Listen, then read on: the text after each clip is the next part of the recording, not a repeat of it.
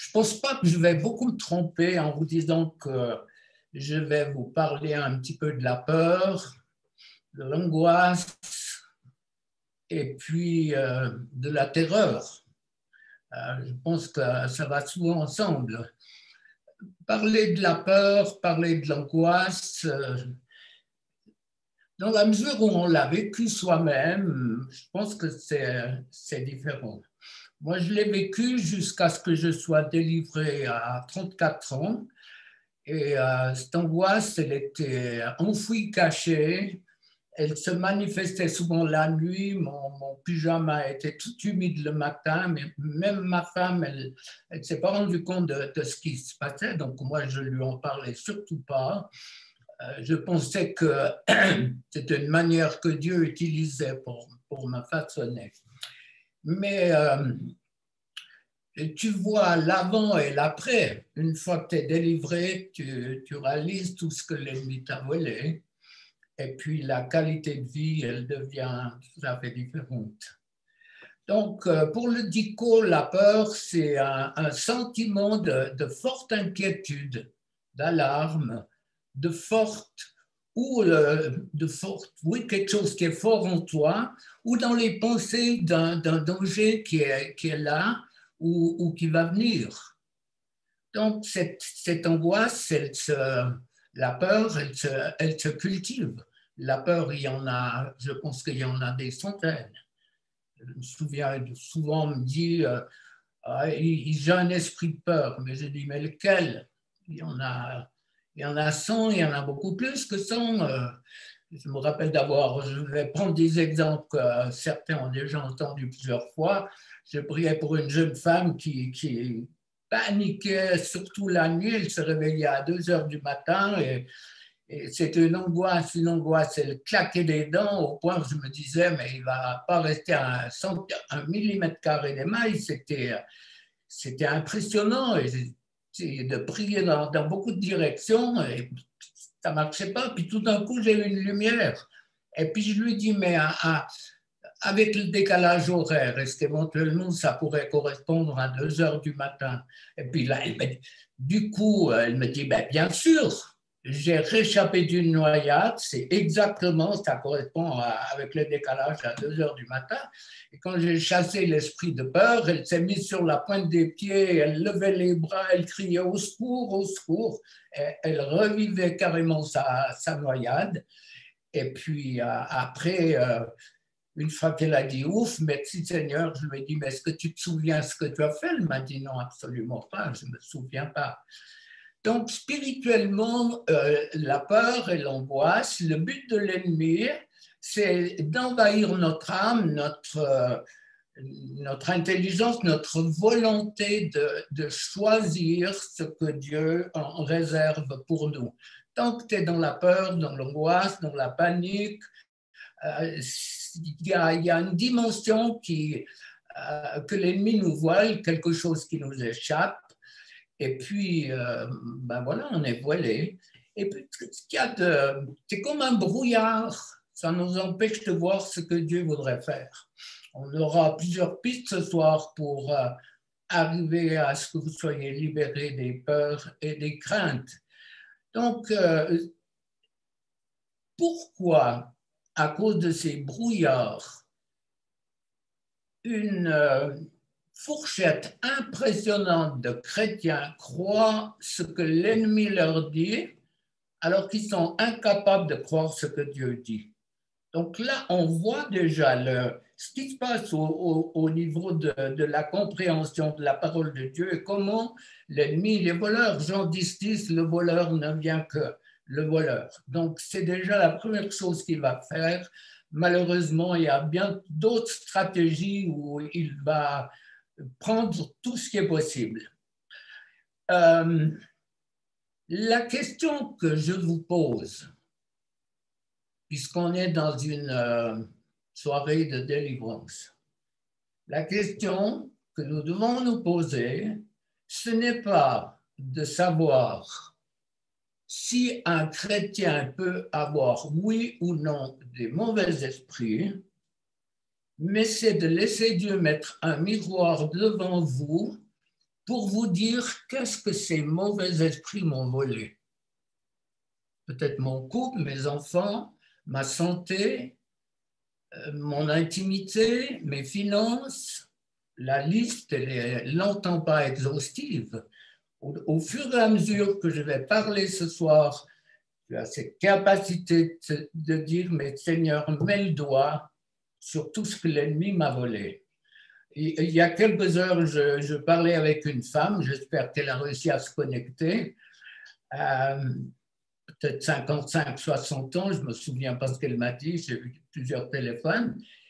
Et elle me racontait sa vie, puis je lui disais, mais ma sœur, tu crois que Dieu est heureux de te voir comme ça? Puis elle m'a dit, bah, bien sûr que non. Alors j'ai dit, c'est peut-être le moment de faire la lessive et puis de laisser au Seigneur la capacité de te donner une vie qui vaut la peine d'être vécue. Alors, c'est quoi?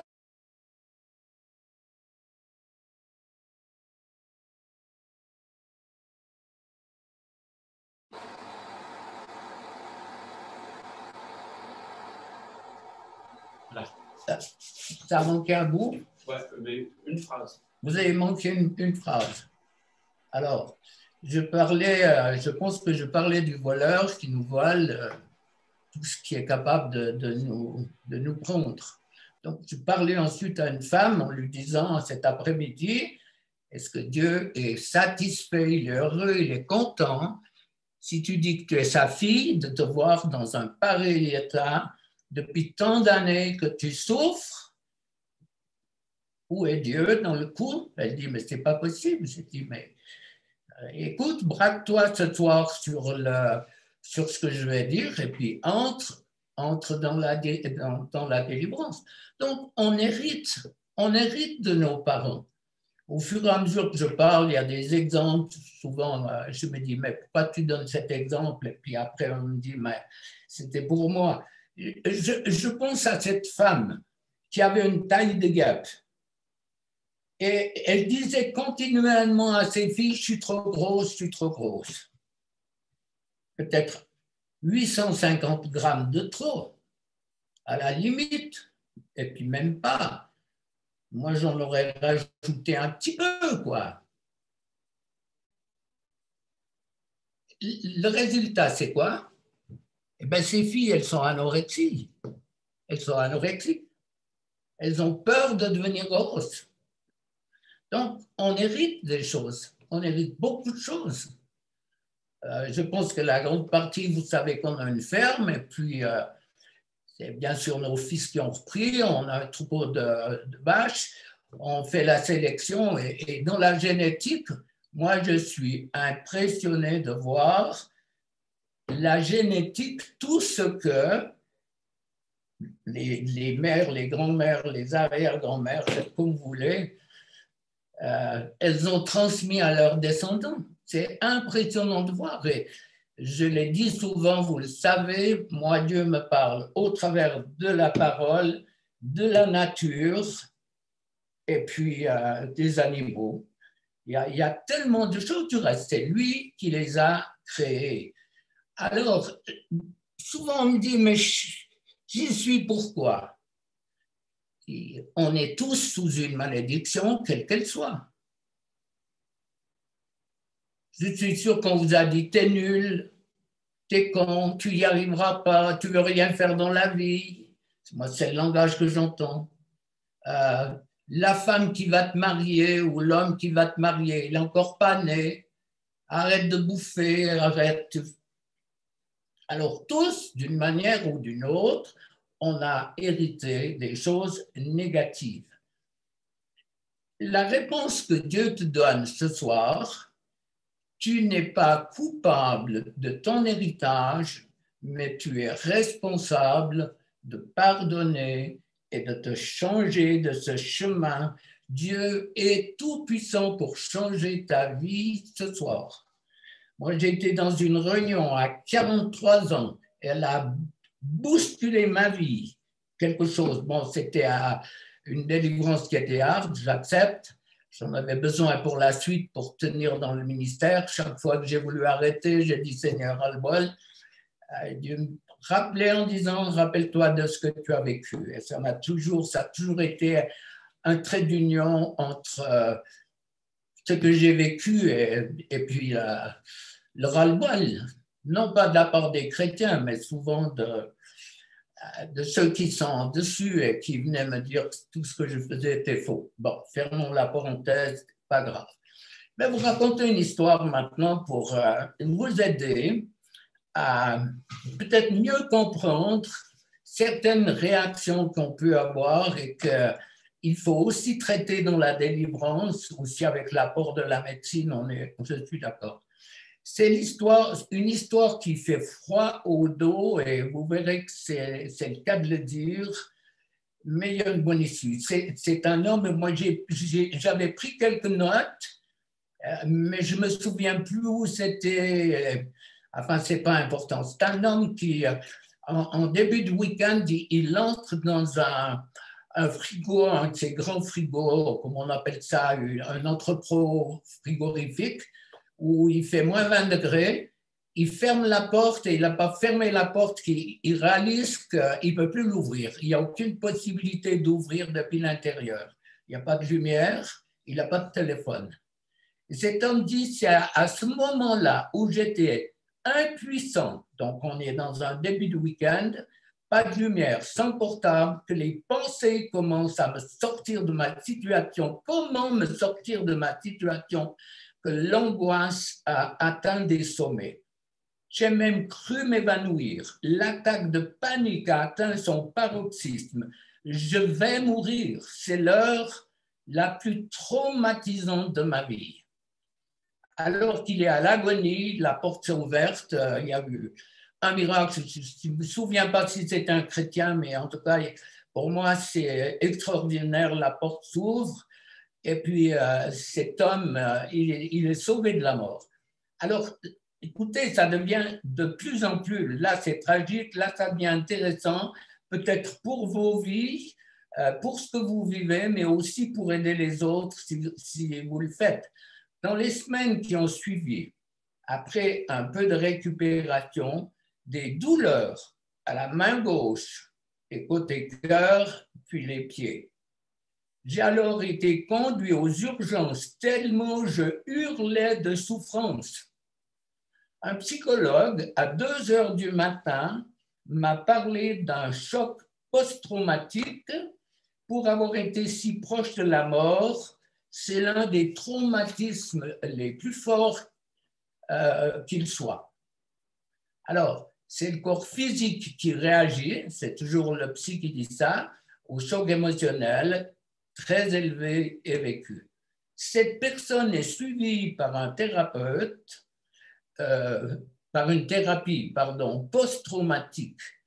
Elle dit ceci, je souffre beaucoup, particulièrement la nuit, je suis sans force, mais de savoir que la source de mes douleurs est psychosomatique m'aide pour ma guérison. Il se pourrait que tu aies des maladies psychosomatiques. Vous savez comme moi que quelqu'un peut être amputé en dessous du genou et puis avoir des douleurs terribles au talon.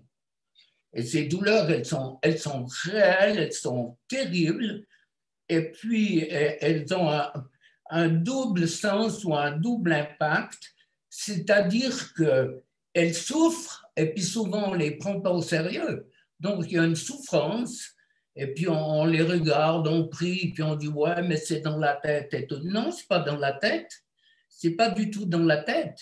Et cet exemple-là, je ne sais pas pourquoi je l'ai. Tout d'un coup, j'ai retrouvé ce papier et je me suis dit, mais il y a quelque chose là derrière. Et souvent, c'est déclenché, c'est comme avec les médicaments. Et il y a tout un travail qui a été fait où les personnes qui vont regarder sur les médias les effets secondaires des maladies, ben souvent, c'est les médecins qui le disent, ils ont tous les symptômes, mais ils n'ont rien du tout. Donc, c'est quelque chose que je vais toucher aussi ce soir en priant pour ces peurs et ces angoisses. Alors, on peut aussi avoir des peurs qui sont paralysantes. Quand il y a un tremblement de terre, où il y a des inondations, où il peut y avoir des peurs qui mettent notre vie en danger. Vous avez vu comme moi, quand il y a des incendies d'immeubles, des personnes qui sautent depuis plusieurs étages, si dessous on a eu assez de temps pour tirer un grand drap, on sauve leur vie, mais combien de personnes se sont tuées en sautant parce qu'il y avait une panique qui était là. Et l'ennemi est passé maître pour nous faire aller au-delà de tout ce que Dieu a prévu pour chacune de nos vies. Maintenant, il y a une chose, pour moi, il y a une crainte qui est juste, il y a une crainte qui est humaine, il y a une crainte qui est diabolique, mais il y a une crainte qui est la crainte de Dieu. Alors, l'homme moderne, il a perdu la crainte de Dieu. Il n'y a plus de crainte de Dieu maintenant. Regardez, et dans l'Église, c'est vous qui jugez. Est-ce qu'il y a encore la crainte de Dieu? Moi, j'ai dit à des personnes, quand on fait certaines choses, je leur ai dit, mais les amis, si Jésus revenait au moment où tu fais ça, ça irait comment? Alors, des fois, ça fait réfléchir. Je ne veux pas que ce soit un jugement. Hein. Chacun, un jour, on sait qu'on sera devant Dieu et puis que c'est sérieux, quoi. Et je pense qu'il faut retrouver une crainte qui n'est pas la peur. Attention, si vous avez peur de Dieu, vous avez peut-être une image d'un père qui n'est pas juste, d'un père qui vous a battu, d'un père qui était dur. Peut-être que maintenant, c'est sûrement un peu différent, mais en tout cas, ça fait 46 ans de ministère. Il y a eu une période où l'enfant des enseignants était plus craintif que les autres. L'enfant des gendarmes ou des personnes qui avaient des postes clés, on sentait une distance, quelque chose entre deux, le trait d'union. Alors, en général, je ne généralise jamais, mais on sentait bien qu'il y avait la crainte, la peur. Donc ça, c'est la peur de Dieu, c'est pas... Je pense que si on est dans le péché, on devrait avoir la crainte de Dieu, la trouille. Mais lorsque on est dans sa volonté, donc cette crainte, elle est là. Pourquoi cette crainte? Elle est là, en somme, pour nous changer. Je crois que c'est ça le but. La crainte de Dieu nous stimule à changer. Donc, on vit cette période et on sait de faire avec. Donc, j'ai dit, l'héritage, il passe très souvent par la mère, par le père aussi, bien sûr, les films d'horreur, les films de violence. Encore hier, je crois, je priais pour quelqu'un un jeune, peut-être 22 ans, qui s'est fait avoir par des films d'horreur et de violence. Et puis, c'est des cauchemars, c'est des angoisses, c'est des envies de mort. Rien n'est anodin. Rien n'est anodin. Alors, c'est vrai qu'à mon âge, on peut, bien sûr, automatiquement, on passe comme des vieux. Pour moi, il n'y a pas de problème. J'ai 88 dans une semaine. Donc, la moitié est faite, j'imagine. Hein. Qu'est-ce que vous pensez? Faites-moi au moins un sourire. C'est fait, hein? Bon. Mais on a tous ces héritages, tout ce qu'on a vu, les coups dans l'enfance qu'on a reçus, tout ce qui favorise la peur, la crainte, l'angoisse. Ces choses, il faut vraiment les accepter de les amener devant Dieu. Maintenant, je vais vous conduire à comprendre quelque chose. J'espère que vous allez saisir, mais c'est dans Jean 10, 10, j'ai déjà parlé du voleur là tout à l'heure. en priant pour les gens, bien sûr que ça m'a toujours conduit à essayer de comprendre le pourquoi et le comment de tout ce qui se passait dans les personnes. Donc, en lisant Jean 10, au premier degré, je me disais, mais une fois le voleur ne vient que pour dérober, égorger et détruire. Il reste quoi? Est-ce qu'il reste quelque chose? Le voleur qui te dépouille, qui égorge, qui fait tout. Et puis Jésus dit, je suis venu pour que mes brebis aient la vie. Alors, je vois, je côtoie assez de leaders, j'ai été dans assez de pays pour vous dire que la grande majorité des enfants de Dieu ont une forme de paix, de joie, mais l'abondance, est-ce que ça court les rues d'être dans l'abondance? Est-ce que vous êtes dans l'abondance alors que le Covid tape de tous les côtés? Qu'est-ce qui va se passer? Qu'est-ce qui va se passer? Est-ce que c'est moi qui vais épater ou pas? Le voleur ne vient que 3 lettres. Je l'ai lu, je l'ai utilisé, je pense des centaines de fois. Je l'ai utilisé pour aider des personnes et j'ai lu, le voleur ne vient que. Et puis, dans le courant de l'automne passé, Dieu m'a conduit à être un petit peu plus curieux et puis essayer de voir ce que le grec disait de ces 3 lettres. Q-U-E. Et pour moi, c'était l'onde de choc.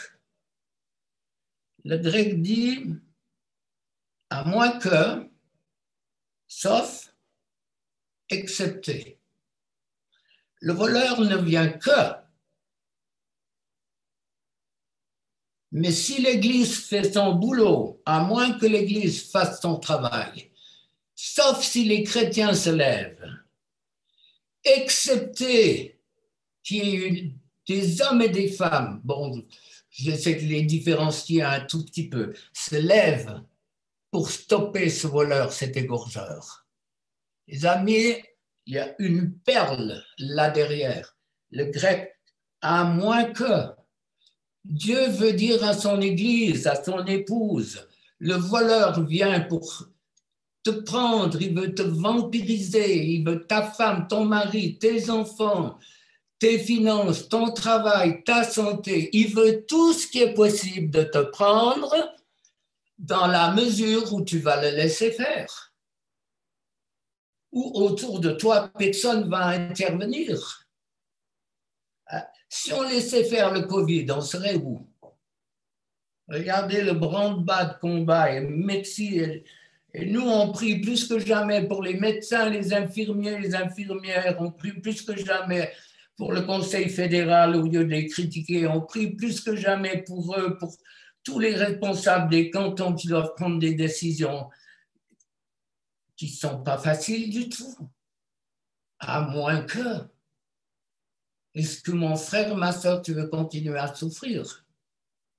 Tout ce qui est de l'ennemi, Dieu veut l'enlever. Dieu est souverain. On proclame la guérison à tout craint.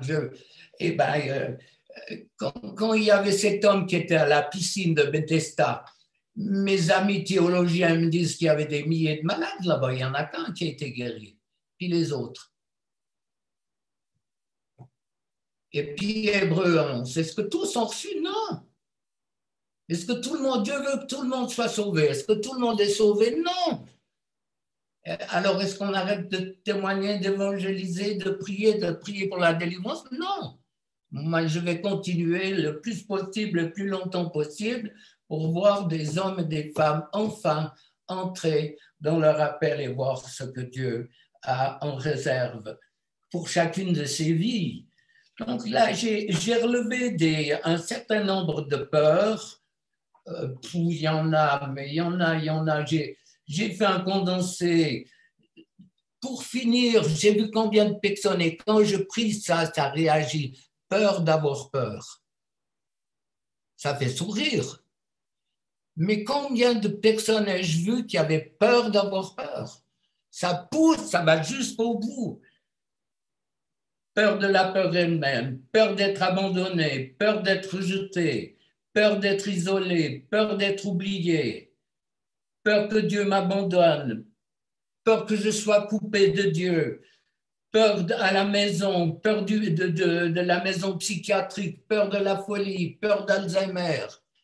Mais quand je prie devant des personnes, que je prie ces choses, je vois des manifestations physiques, des fois des manifestations d'un débile. Quand j'attaque cette peur de la psychiatrie, j'ai vu des gens bavés qui avaient un rictus, les doigts tordus, c'était plus la personne normale qui était entrée dans notre maison. C'était quelqu'un que l'ennemi était en train de déformer. Vous savez, je crois que, du reste, je la ressens, il y a comme une colère de Dieu sur certains leaders.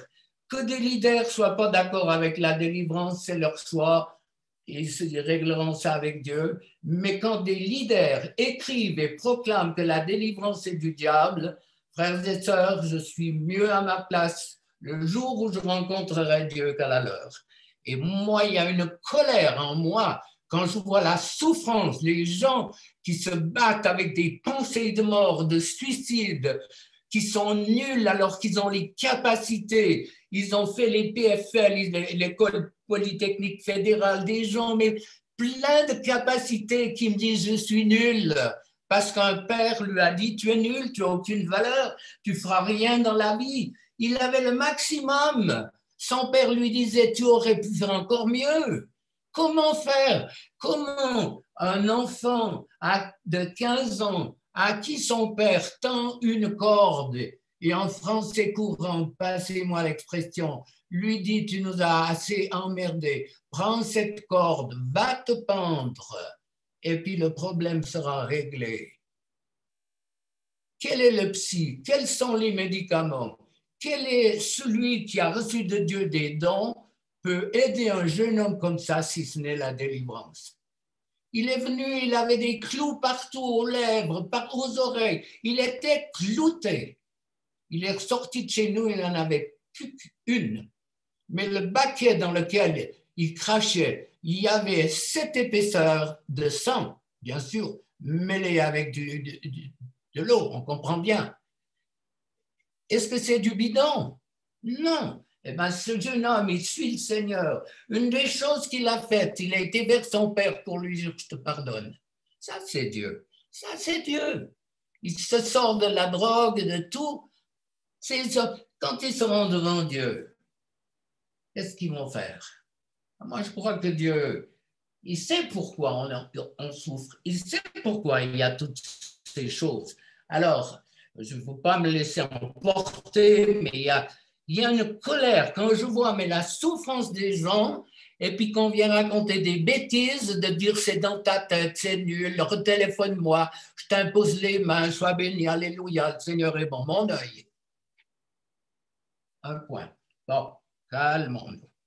Alors, peur d'être irrécupérable, peur du regard des autres, mes sœurs. Combien de fois j'ai dit à des femmes, tu sais que tu es belle? Puis c'est vrai. La vessie est près des yeux, hein? Elle dit, on m'a toujours dit, oh, mais toi, tu es tellement joyeuse, tu n'as aucun problème. Ils avaient vu le sourire, ils n'avaient pas vu ce qu'il y avait dans le cœur, la souffrance de ces femmes. Mais Dieu les a réhabilitées. il leur a rendu leur dignité, perdre du poids, peur de ne plus avoir de force, peur de couper le lien ombilical. Combien de femmes sont encore dans leur couple crochées à leur mère? Comment ça marche? Pas possible. Il y a une prière à faire. Pas besoin d'un couteau.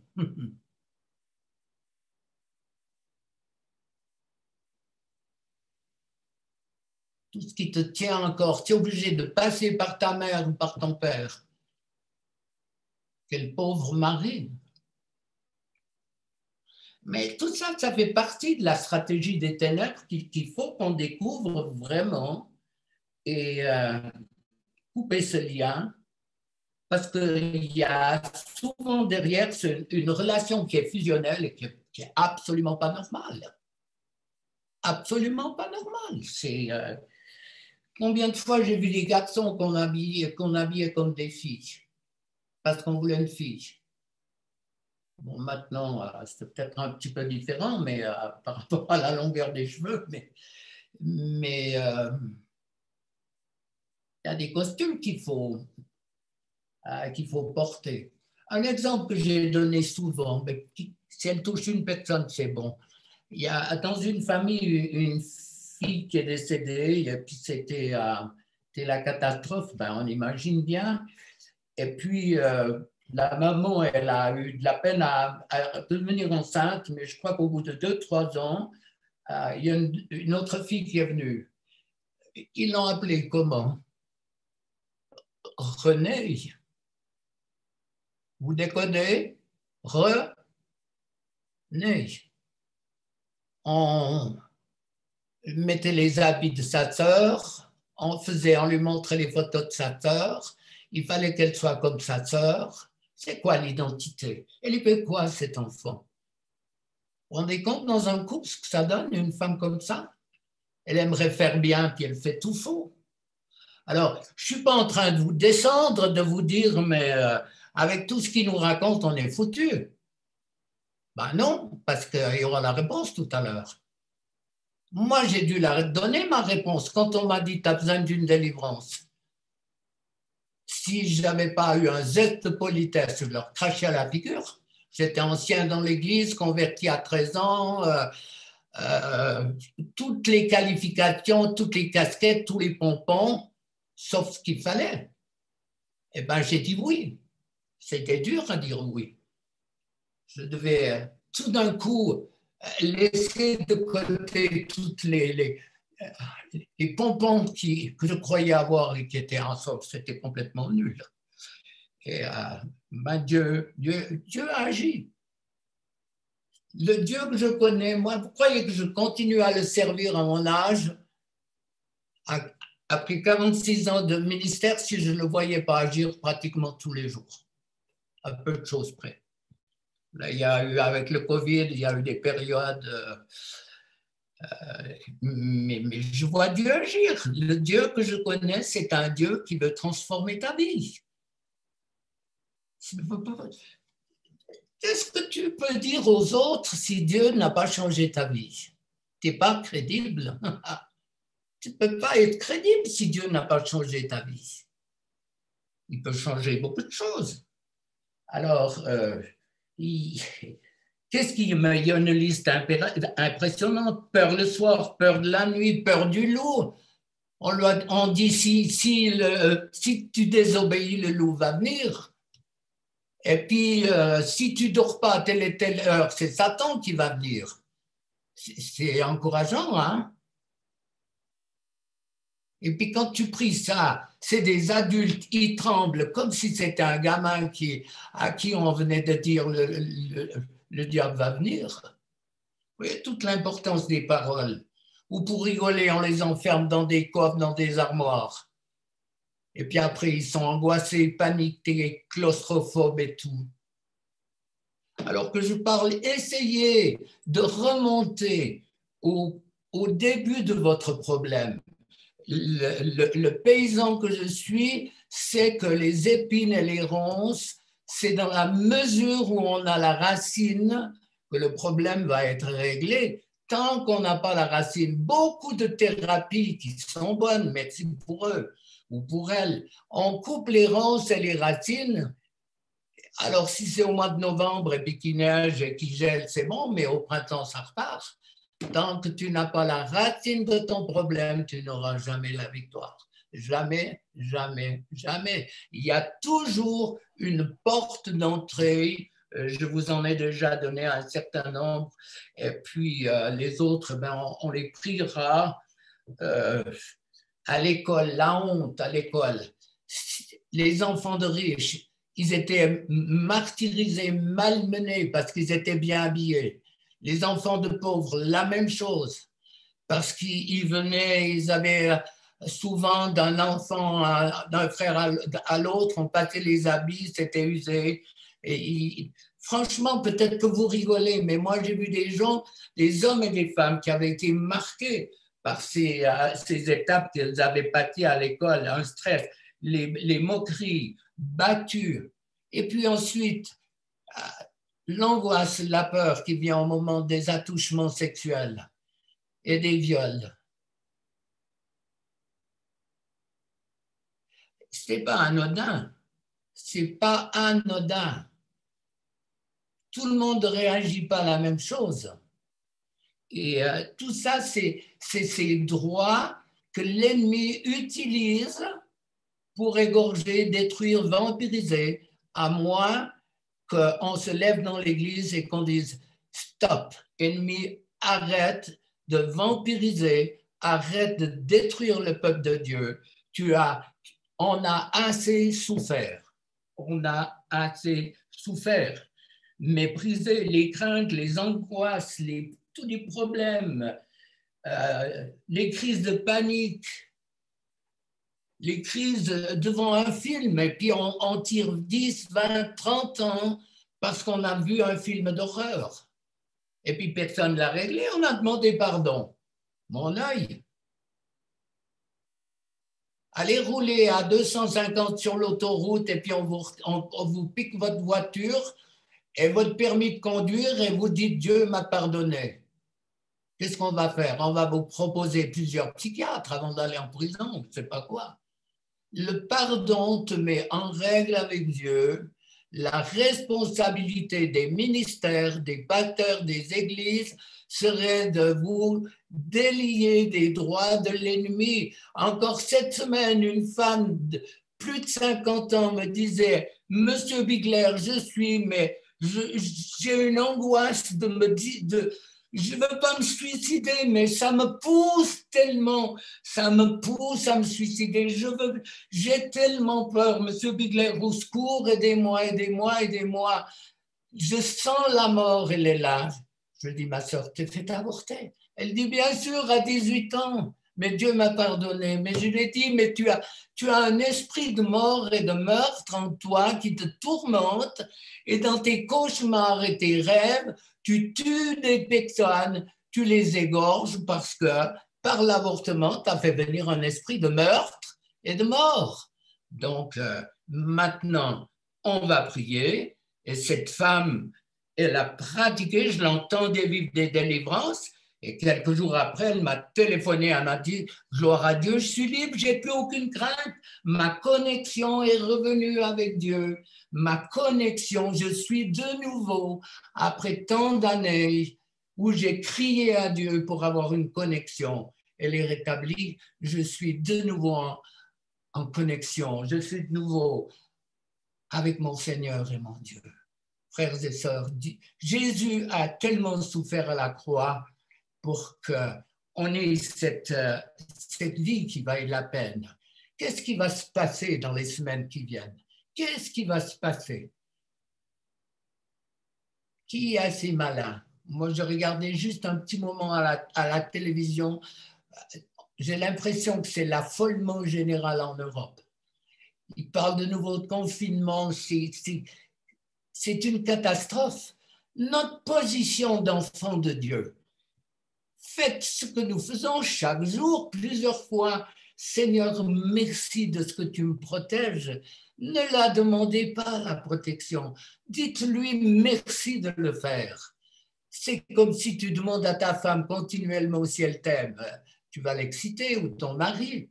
Mais dis-lui merci parce que tu le fais. Merci de ta présence. Les amis, c'est pas Jojo, hein. Et les crises économiques. Imaginez tout d'un coup que vous n'avez plus de salaire, ça va aller comment? Plus de rente. Alors, on ne veut pas aller dans l'émotionnel, c'est trop facile. Mais il me semble que Dieu soulignait quelque chose ces jours en moi en me disant, mon fils, laisse pousser des racines de foi, de confiance, des racines de surnaturel. Dis à mon peuple de grandir avec ces racines de surnaturel, de miracles, de miraculeux. Combien de personnes je connais qui ont roulé avec plus d'un mois avec un réservoir de voitures vide, plus d'un mois. Combien de personnes j'ai côtoyées dans différents pays où il y avait, on faisait venir les gens pour manger et il y avait la multiplication. Dieu n'a pas changé. C'est le Dieu de l'impossible. Alors, bien sûr, vous allez dire, Bigler, il nous faut le trouillomètre à zéro, peut-être un petit peu. Le paquet de cigarettes, c'est quand même marqué le tabac tue, mais ça n'empêche pas les gens de fumer. Donc, c'est pas ce que je dis qui doit vous mettre la trouille, mais quand Dieu dit pousse des racines, ça veut dire quoi? Peut-être regarde un petit peu moins les médias et puis intéresse-toi un tout petit peu plus à la Bible. Tu regarderas Daniel, tu lis Apocalypse 6, pas trop vite, hein, parce qu'il y a 2 milliards de morts dans le monde. Hein. Pas trop vite, hein, celui-là. Laissez de côté. Mais tout ce que Dieu a dit dans sa parole, il le fait. Donc, Dieu veut une croissance et moi, je suis enthousiasmé à la pensée que vous allez vivre quelque chose dans quelques minutes quand je vais prier. Maintenant, moi, j'ai été à une réunion, ce n'était pas une réunion de délivrance, c'était un culte en France chez Jean-Louis Jaillet. Il y avait 800 personnes qui chantaient en langue. Moi, je n'avais jamais entendu ça dans mon église. Dans mon église, on chantait comme David. Je saute comme David, mais il n'y a aucun banc qui bougeait. On chantait assis. Je danse comme David, avec des chapeaux et des foulards, mais personne ne bougeait. Donc, tout d'un coup, tu te sors de, je sais pas de où, du fin fond de la jungle chrétienne. Et puis, il y avait des tas de choses de bonnes. Moi je dis merci pour mon père qui m'a cadré. Tout n'était pas faux. Et puis, tout d'un coup, tu as 800 personnes qui chantent en langue. Tu dis, mais t'es où? Tu as loupé une partie de ta vie, mon coco. Et puis après, tu as un pasteur qui dit, parce que je parlais de mes angoisses, il dit, mais tu as besoin de délivrance. Je dis, mais ça ne va pas. Eh bien, j'ai obéi. Et bien, Dieu a fait le reste. On a un Dieu qui est bon. Des fois, je me plains vers Dieu des chrétiens. Il y en a quand même des pas trop commodes entre nous. Pas beaucoup, mais quelques-uns. Puis je me plains vers Dieu. Puis j'avais l'impression qu'il me disait, puis moi, qu'est-ce que je dois dire de mon église, de mon épouse? Elle n'est pas toujours triomphante. Mais dans tout ce que je vous ai dit, prenez note de Acte 13, 22. David, on sait que c'est un roi extrêmement sanguinaire. Il a du sang depuis la pointe des pieds jusqu'à la dernière de ses cheveux. Il a tué, il a convoité, il a mis une femme enceinte, il a fait tout ce qui est anti-biblique. Et puis, dans Acte 13, au verset 22, Dieu dit, j'ai trouvé David, fils d'Isaïe, homme selon mon cœur, qui accomplira toutes mes volontés. Et moi, je me dis, ben voilà, c'est ça l'évangile. Si tu regardes David, moi, comme paysan, quand je lis qu'il coupait les jarrets des chevaux, je crie au scandale. Bien sûr, il y a bien d'autres choses. Il a tué, il a violé, il a désobéi, il a fait tellement de choses qui n'étaient pas justes. Et puis Dieu dit, j'ai trouvé en David un homme formidable. Rahab, la prostituée, elle a menti, elle a caché les espions. Ça ne veut pas dire qu'on doit mentir, ça ne veut pas dire qu'on doit faire des bêtises. Mais moi, ce texte, je vous le mets sur un plat pour vous dire, mais on a un Dieu extraordinaire qui a lavé complètement tout notre pâté. Il vous voit pur. Vous réalisez ça? Dieu te voit pur. Il ne peut pas voir le péché. Alors, si on revient encore au jardin d'Éden, au chapitre 3, Adam dit, j'ai entendu ta voix dans le jardin et j'ai eu peur. Je crois que le péché devrait nous faire avoir peur vis-à-vis de Dieu, une peur qui est juste, une peur qui va aller bien au-delà et changer nos vies. Alors, je pense que j'ai bien compris, on peut dire beaucoup de choses encore. Maintenant, dans ces Zooms, il y a toujours des personnes qui, peut-être, qui pour la première fois entendent parler de délivrance. Donc, un mauvais esprit, c'est quoi? C'est une personne sans corps, donc impalpable, qui est en nous. Donc, il y a de la place pour beaucoup. Ce n'est pas leur nom qui est important, c'est la puissance du nom de Jésus qui les fait partir. Donc, ces mauvais esprits sont déjà venus sur le fœtus, déjà avant, sur l'embryon, sur le fœtus, la mère qui ne l'accepte pas, les esprits de mort, tentative ou pensée d'avortement. Ensuite, la première enfance, c'est tout. Et puis, au travers de toutes les choses que je vous ai dites, et puis ces mauvais esprits, ils vont essayer d'en faire venir d'autres. La peur fait venir l'angoisse, peut faire venir la terreur. On retrouve, je ne vais pas dire des familles, mais on retrouve la mort, le suicide, le meurtre. Ça se recoupe toujours un peu. Et, pardon. Donc, ces esprits sont là pour nous influencer, empêcher de rencontrer Dieu. Déjà, vous avez sûrement autour de vous des hommes et des femmes qui, dans la famille, de nombreuses années, que vous leur témoignez à rien à faire, ils sont aveuglés. Et je pense que si vous osez, dans votre cœur, commencer à lier ces puissances qui les maintiennent dans l'aveuglement, il y a un moment où Dieu va se manifester et il y aura des convictions de péché. On l'a quand même vu de nombreuses fois lorsqu'on prie. Maintenant, ces esprits, ils vont donner des maladies, beaucoup, et dans des délivrances comme ça, on a souvent, en tout cas, des retours de personnes qui ont été guéries.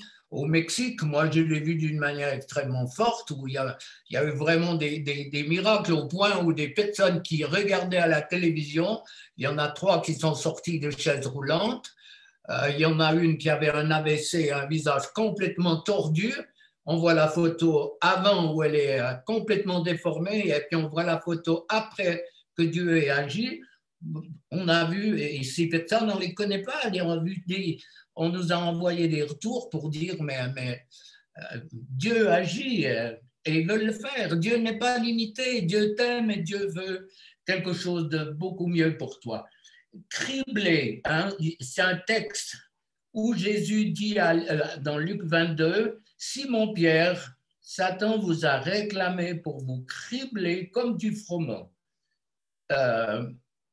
Donc, il y a une autre version qui dit Satan a demandé de pouvoir vous secouer.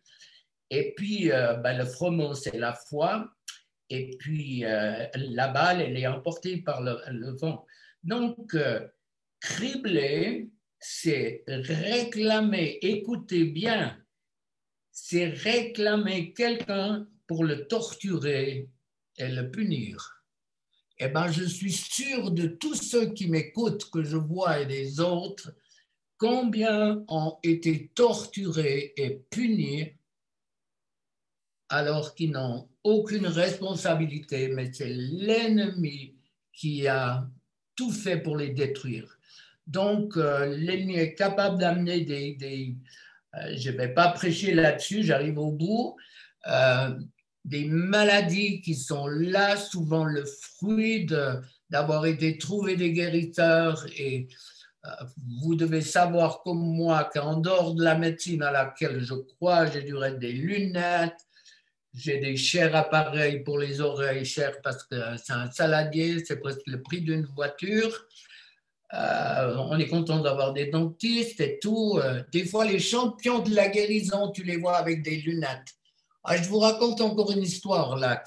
C'est mon ami Jerry Kibarabara du Kenya, un pasteur qui a, je ne sais pas combien d'églises, 32 000 personnes dans ces différentes églises, qui a prié pour la résurrection de sa femme. Elle est venue chez nous, on a vu cette femme, on a parlé avec. Sa fille est venue, elle est venue chez nous à peu près un mois, on a parlé avec, on a parlé de la résurrection de sa femme. Et puis un coup qu'il est venu là, il dit « Oh, mais ces chrétiens qui ont des lunettes, ils manquent de foi. » Et puis ça a été plusieurs années avant qu'ils reviennent. Alors, vous savez, on aime avoir, c'est pas qu'on se moque, mais il y a des fois des sourires qui font du bien. Et puis, il est revenu, il avait des lunettes avec des verres de cathédrale. On ne lui a pas dit, Jerry, tu avais dit qu'on manquait de foi, mais on a simplement souri à l'intérieur en disant, quel que soit le serviteur, quelle que soit la manière dont Dieu l'utilise, dans la vie, on a tous des ratés, on a tous des moments où on peut raconter des choses. Et puis, Dieu sourit de nous voir. Et puis, en définitive, ce n'était pas grave.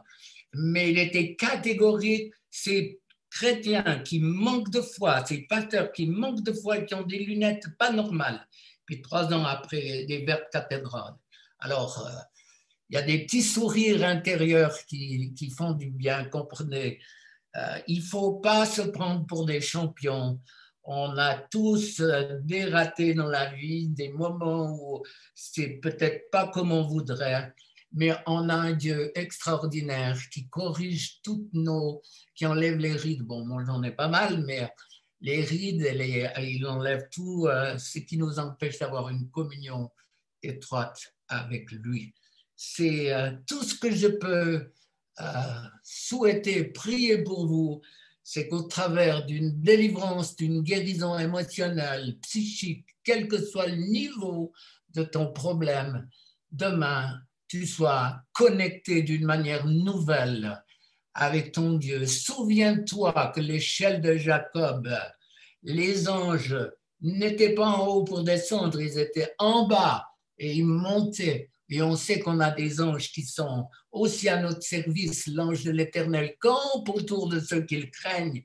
Et moi, je crois que Dieu veut nous élever, non pas pour qu'on ait des pompons, non pas ça, mais Dieu veut nous élever pour que nous soyons des témoins puissants de sa grâce là où nous sommes, que nous ayons quelque chose. Tant qu'on n'a rien à dire de Dieu, on n'est pas crédible. Et c'est pas un jugement, c'est un encouragement. Et je suis sûr que vous avez tous quelque chose à dire d'une prière. Je pense souvent à l'homme qui a conduit Billy Graham au salut. Il semble que c'est la seule conversion qu'il a eue.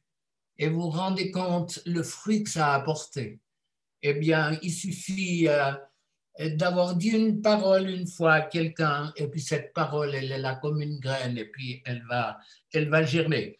Alors, les amis, on va prier maintenant contre les peurs, les angoisses. Moi, j'ai été libéré, c'était fini, c'est comme ça, comme ça, comme ça, comme ça, fini, terminé. Ça, c'est la délivrance. Bien sûr qu'il y a un processus. La délivrance de pratiques occultes, c'est radical, c'est rapide, mais la délivrance d'un viol, il faut reconstruire ton identité de femme et pas voir tous les hommes comme des salauds qui viennent violer. Il y a un travail qui doit se faire et le Seigneur est là pour nous aider. Toutes les émotions, les chocs émotionnels, les injustices, toutes ces choses, elles doivent être gérées, peut-être repriées. Et vous avez aussi l'autorité pour prier pour vous une fois qu'on commence à le faire. Moi, je vous encourage à ne pas rester... je connais que quelques personnes, hein, pas tous, mais souvent on est un petit peu entre deux chaises. Et puis on se satisfait de ce qu'on a. Moi, mon frère, ma soeur, moi je te dis, il y a beaucoup plus. Beaucoup plus. Mets la barre plus haut. Pas que tu n'arrives pas à sauter par-dessus, mais mets la barre plus haut. Il y a beaucoup plus. Dieu veut beaucoup plus dans ta vie, dans ton couple, dans ta famille, dans ton travail, dans ton business. Et Dieu est capable pour changer les choses.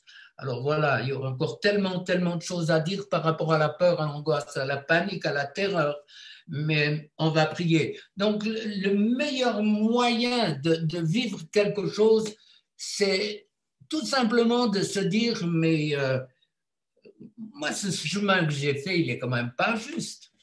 Il y a tout ça qui est de l'injustice. Essayez de pardonner, c'est pas toujours facile de pardonner. J'ai pris 100 fois peut-être l'exemple de cette femme qui est venue un jour, un soir, cassée, brisée, vous allez comprendre mes sœurs, plus que les hommes. Elle avait été violée par son père à 13 ans, elle venait d'apprendre que son mari avait violé leur fille de 13 ans. Ça, c'est typique du monde spirituel, ça reproduit. Cette femme était cassée. Et Dieu, dans sa grâce, lui a permis de pardonner. Elle est ressortie avec sa souffrance, mais toutes les épées que l'ennemi avait plantées dans son cœur, le Seigneur les avait enlevées. Dieu est bon, Dieu t'aime, Dieu a un projet, mon frère, ma soeur, Dieu a un projet pour ta vie et l'ennemi fait tout pour t'en empêcher. Donc on va prier, donc participer, si c'est la première fois, esprit en grec et en hébreu, c'est souffle, Saint-Esprit, c'est souffle, c'est du reste le même mot, le même verbe pour souffler. Je souffle du Saint-Esprit. Faire sortir le mal, ces esprits sont connectés en nous, ils ne veulent pas partir parce qu'une fois qu'ils sont dehors, ils sont martyrisés par des esprits plus forts. Donc, ils essayent de rester et en soufflant, en faisant quelque chose, ça veut dire qu'on est déterminé à se défaire d'eux. La même chose, si tu prends une miette ou un peu d'eau et que ça passe du mauvais côté, tu vas tousser jusqu'à ce que tout soit loin. Le principe de la délivrance, c'est exactement la même chose. Voilà, on quitte et on y va, on marche. Vous êtes prêts? Prêts. Ben, il manque la proximité, il manque le fait qu'on se voit. Mais ma foi, c'est comme ça. Mais Dieu est puissant. Jésus, merci pour ton œuvre. Merci pour cette croix extraordinaire où tu as pris la place de Barabbas et puis c'est nous en définitive. Seigneur Jésus, merci de la puissance. Tu as dit aux disciples, attendez, vous recevrez une puissance survenant sur vous. Une puissance, cette puissance qui libère, cette puissance qui transforme les vies, cette puissance qui guérit, ce qui est émotionnel, psychique, spirituel. On sait qu'on a besoin des médecins, c'est du reste toi qui leur as donné l'intelligence. Et on n'est pas triomphaliste, mais on est dans la réalité du miraculeux que tu es capable de faire ce soir. Ton peuple, Jésus est dans l'attente. Ton peuple a faim et soif de toi, de quelque chose de nouveau, d'une vie nouvelle, de vision nouvelle, de perspective nouvelle. Jésus, ton peuple est là, près de toi, en tendant tes mains pour dire, Jésus, touche-moi, Jésus, libère-moi, Jésus, guéris-moi, Jésus, transforme-moi. Jésus, par le Saint-Esprit, manifeste ta gloire et ta puissance. Merci de l'onction qui transforme les vies, cette onction qui coule de ton cœur. Tu as accepté de souffrir. Souvent, je me dis, mais Jésus, quand tu as pris la décision avec le Père devenir un enfant, tu as accepté de quitter la gloire qui était la tienne dans le ciel pour être homme, pour souffrir et pour nous donner l'opportunité de devenir enfants de Dieu sans avoir rien à faire, sans œuvre, sans rien. Un chemin direct qui amène la vie éternelle. Jésus, on bénit, on élève, on glorifie ton nom. Ennemi, tu as été dépouillé de ton pouvoir à la croix. Quand Jésus a dit tout est accompli, c'est que tu étais détrôné de ton pouvoir. Tout ce que tu avais volé en Éden t'avait été repris. Quand Jésus disait, je voyais Satan tomber comme un éclair, c'est que tu avais perdu face à l'épouse, face à l'Église, ton pouvoir, ta puissance. Dieu m'a oint pour libérer les captifs, je suis un sauveur, un pécheur sauvé par grâce, rien de plus que les autres, mais je crois à ta parole, je crois à ta puissance, je crois à l'onction libératrice. Et c'est en ce nom puissant, avec autorité, ennemi, que je te chasse maintenant, ces esprits de rejet, d'angoisse, de peur, vous sortez au nom puissant de Jésus. Tout ce qui a touché ton cœur ce soir, ça part, ça sort au nom de Jésus. Tout ce qui tourmente doit partir. Ennemi, tu lâches, c'est plus ta maison, tu sors. Fais des grands soupirs, ça va partir, ça part maintenant. Tout ce qui est venu sur le fœtus, tout ce qui vient des générations précédentes, les peurs, les angoisses, les paniques, ces esprits sortent au nom de Jésus. Tout ce qui vous tourmente, les esprits de tourment, tourment de l'âme, tourment du corps, ces esprits impurs, incubes et succubes qui viennent toucher les hommes, les femmes pendant leur sommeil. Ces esprits sortent maintenant, vous sortez au nom de Jésus. Esprits impurs qui tourmentaient les femmes pendant leur sommeil, au nom de Jésus, ça sort, tu pars, tout ce qui est venu à cause des avortements, la mort, les pensées de mort, les pensées de meurtre, la peur de la folie, peur de la maison psychiatrique, tous ces esprits sortent au nom de Jésus, fonctionnez, soufflez, c'est comme ça que ça part. Il faut se déterminer. Si on crève de faim et puis que tout est installé devant nous et qu'on ne fait pas le geste de prendre, ça ne veut pas nous nourrir.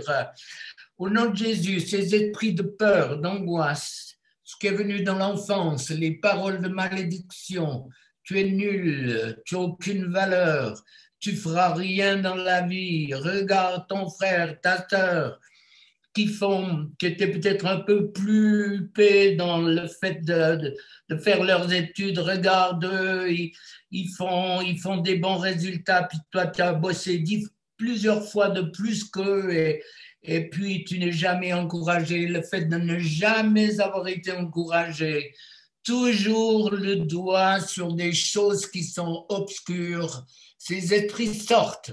Ennemi, tu le libères maintenant. Lâche le peuple de Dieu, lâche le peuple de Dieu. Cette mauvaise image que tu as de toi, ça part au nom de Jésus.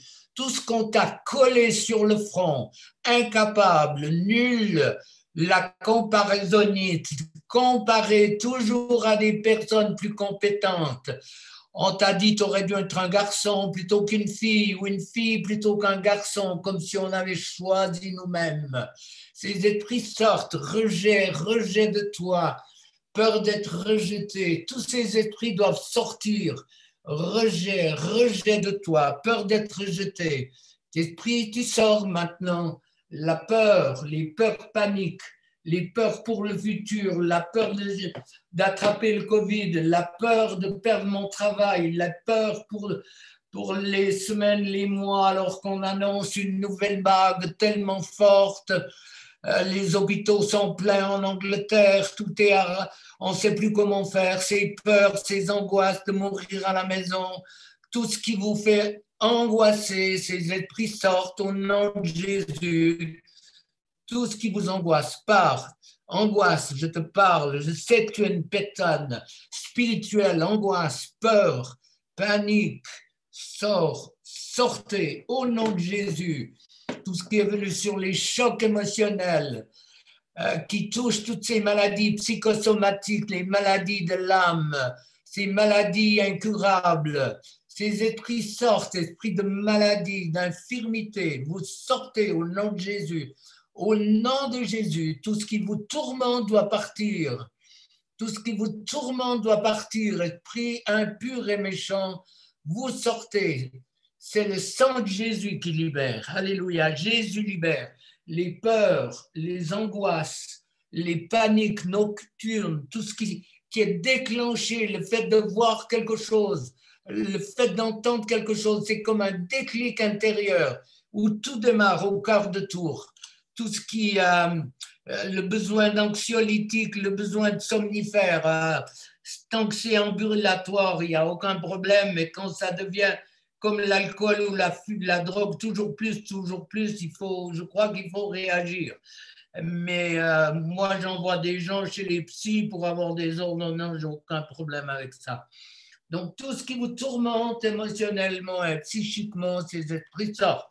Ça part maintenant, tu pars, ennemi, pars. Le fait d'avoir été guéri parce qu'on a fait un téléphone pour arrêter les brûlures, pour arrêter les hémorragies, pour d'autres fois où on a utilisé des personnes qui ont des pouvoirs occultes, il y a eu guérison, mais pas en doute, on le sait, il y a toujours un transfert. Et les maladies qui sont le résultat d'un transfert, la médecine ne peut rien. Et je prie maintenant, si vous avez consulté des guérisseurs ou vous avez eu une guérison physique apparente, réelle, peut-être même confirmée par la médecine, vous avez toujours un transfert. L'ennemi travaille pour son royaume, pas pour le vôtre. Et le but, c'est de vous tourmenter par des maladies de tout genre, sur laquelle je ne suis pas en train de dire que toutes les maladies sont le fruit de ce que je dénonce, mais partout où vous savez que vous avez consulté ou qu'on a consulté pour vous ces personnes-là, moi je prie pour toute maladie, pour tout transfert de maladie contre lequel la médecine ne peut rien. Angoisse, peur, terreur, peur du noir, peur de la mort, peur de souffrir. Toutes ces peurs, elles partent au nom de Jésus. Merci parce que tu es le Dieu qui libère. Merci parce que tu changes les vies. Alléluia. 2 minutes de répit, puis je donne encore un bon coup, et puis c'est vous qui prenez, quoi. C'est gratuit.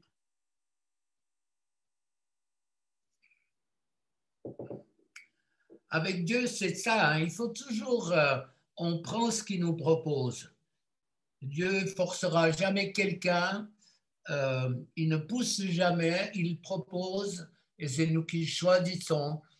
Jusqu'au bout, on aura ce libre choix qui est tragique quelquefois, et puis qui est super d'un autre côté. Vous êtes libre vous avez été libre de regarder, vous êtes libre de souffler, de ne pas souffler, de tousser, vous êtes libre. Mais mon expérience dans notre maison, j'ai vu des milliers de personnes, les gens, tu pries, il n'y a rien qui bouge beaucoup, tu leur dis maintenant, tu as 1 mètre, bon, c'était avant le Covid, il y a 1 mètre, tu les vois, tu dis maintenant tu souffles, tu dis mais tu souffles quoi, une mouche? C'est rien, tu fais quelque chose de plus, tous, fais quelque chose, et hop, instantanément, tu as les mauvais esprits qui se manifestent et qui sortent. C'est instantané, et là, je vois sourire plusieurs personnes qui pratiquent la délivrance et qui savent très bien que le rôle de la volonté de l'enfant de Dieu, qui est devant son Dieu et devant toutes les puissances qui le tourmentent, c'est lui qui décide s'il veut être délivré ou pas. Dieu coule au travers de l'onction de son serviteur, qui est un paysan et qui va encore traire ses vaches, pas toutes, quelques-unes, pour garder l'odeur, la bonne odeur, mais et puis pour être un petit peu, pour détendre l'atmosphère, que je vous dis ça, parce que il me semble qu'il y en a plusieurs qui ont la bouche à 8h20, là, alors qu'il faudrait l'avoir à 10h10. vous êtes un petit peu catastrophé, qu'est-ce qui m'arrive? Alors, un coup, mais ne gardez pas vos squatters. Souvent, j'entends Dieu dans mon cœur qui dit, mais mon peuple, mais arrête de souffrir. Combien de fois ça martèle dans mon cœur, mon peuple, arrête de souffrir. Jésus a tout fait pour que tu ne souffres plus. Alors, fonctionner, c'est pour vous. Bien sûr, vous pouvez le faire à la maison après, mais quand on prie comme ça, il y a une onction qui se dégage et qui fait que Dieu agit. Vous êtes prêts? Allez-y. Au nom de Jésus, maintenant, avec autorité, toute puissance, quelle qu'elle soit, qui vous tourmente, je vous chasse au nom de Jésus. Tout ce qui enlève la paix, la joie dans le peuple de Dieu, tout ce qui vous empêche d'entrer dans votre appel, tout ce qui vous maintient dans la médiocrité, dans les histoires de couple qui sont sur des petits détails de rien du tout et l'ennemi vous use à partir de rien du tout. Tout ce qui vous empêche, les femmes qui restent célibataires, il y a souvent des malédictions à briser et je brise toute malédiction dans le nom de Jésus. Je prends autorité sur tous les esprits religieux et légalistes qui vous gardent dans la médiocrité. Ces esprits sortent maintenant. Tout ce qui vous maintient dans la médiocrité, ces esprits doivent sortir dans le nom de Jésus. Esprits religieux, légalistes, tous faire des œuvres, si vous avez passé dans des églises catholiques, de faire des œuvres, ça ne vaut pas 4 sous, ça ne vaut rien du tout, absolument rien. Toutes les œuvres, Dieu ne les veut pas. Et ces esprits sortent maintenant. Tout ce qui vous tourmente sort dans le nom de Jésus. Là, il y a plusieurs délivrances, c'est impressionnant. Rien que de vous voir fonctionner, il y a des tas de délivrances qui se font. Alors, au nom de Jésus, tout ce qui vous tourmente, ça part maintenant. L'angoisse, la peur, les peurs paniques, ces esprits sortent au nom de Jésus. Les esprits qui sont venus sur un viol physique, un viol de la personnalité, le viol au travers d'un regard, les femmes qui ont été abusées à tous les niveaux dans leur travail, ces esprits sortent maintenant au nom de Jésus, les esprits de découragement, de ras-le-bol, de peur que Dieu se lasse de s'occuper de moi. Ces esprits sortent au nom de Jésus, ennemi, tu les lâches. Tu as été vaincu, dépouillé de ton pouvoir à la croix. J'ai autorité sur ton royaume. C'est le peuple de Dieu. Le peuple de Dieu que tu tiens dans tes griffes pour les faire souffrir. On a vu, tu viens pour dérober, égorger, détruire, voler. Mais Dieu a dit à moins que des hommes, des femmes se lèvent et te barrent la route, à moins que quelqu'un se lève pour dire stop, ennemi, lâche le peuple de Dieu, lâche-le, les esprits qui vous font souffrir, corps, âme, esprit, dans les émotions, partout l'ennemi s'est infiltré, les cauchemars, les rêves, les angoisses, tout ce qui vous maintient dans une médiocrité, alors que Dieu a un projet extraordinaire pour chacune de vos vies. Moi, je suis un agriculteur, j'ai été dans beaucoup de pays, je n'ai pas fait l'université, j'ai fait la faculté de Vaud, et puis c'est bon. Alléluia, merci, ça ne dit peut-être pas grand-chose, mais tout ce qui vous tourmente part maintenant dans le nom puissant de Jésus. Merci Seigneur, merci Seigneur. Amen, amen.